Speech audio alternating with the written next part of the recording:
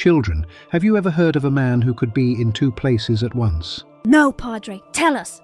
Then let me tell you the story of Padre Pio, a humble monk whose life was filled with wonders and mysteries. Francesco grew up in a poor farming family, rich only in faith. From childhood, he claimed to see angels and to battle demons. At 5 years old, he dedicated his life to God. At 15, he joined the Capuchin friars, taking the name Pio in honor of St. Pius. His life was one of prayer, fasting, and penance. But poor health often forced him to live away from the monastery. Even in illness, he prayed for hours, sometimes through the night. In September 1918, while praying after Mass, Padre Pio felt a sudden, searing pain in his hands, feet, and side. When he looked, he saw open wounds, bleeding. They matched the wounds of Christ's crucifixion. For the next 50 years, the stigmata remained. They bled, they caused pain, yet they never became infected. Doctors could not explain them. Believers called it the stigmata, a visible sign of sharing in Christ's suffering. He was seen in two places at once, in the monastery, deep in prayer, and at the very same moment, miles away, at the bedside of the sick or standing with soldiers on the battlefield. To those who witnessed it, it was as if heaven itself had bent the rules of time and space for him. This gift was called bilocation, a sweet fragrance, roses, violets, and lilies, followed him wherever he went. It would appear suddenly, even when no flowers were near. The faithful believed it was a heavenly sign, a whisper from God, and they called it the odor of sanctity.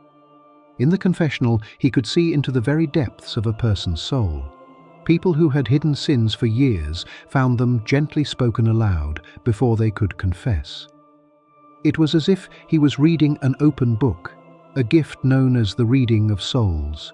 He spoke of events long before they happened, the end of World War II, the rise of a future pope, even the day and hour of his own death. These were not guesses, but visions he claimed were given by God. This gift was called prophecy. They came to him blind, crippled, dying. Some walked away seeing, others left their crutches behind.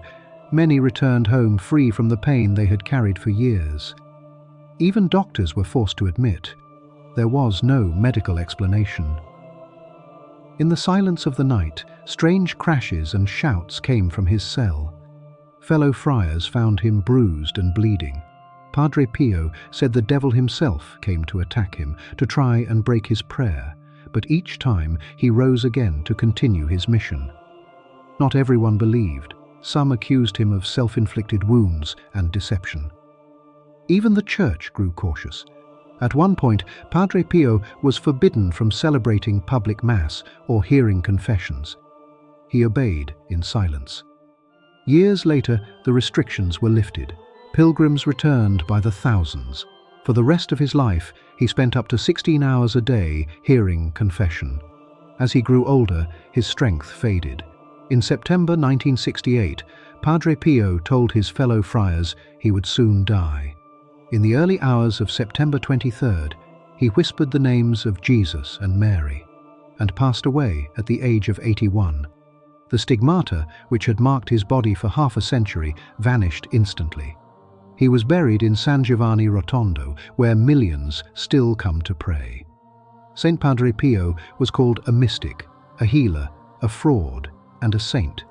He called himself only a poor friar who prays. Today, his life continues to inspire the faithful and challenge the doubters. If Padre Pio's story inspired you today, don't let it stop here. Click like to share the faith. Subscribe so you never miss another saint's story, and share this video. You never know whose heart it might touch.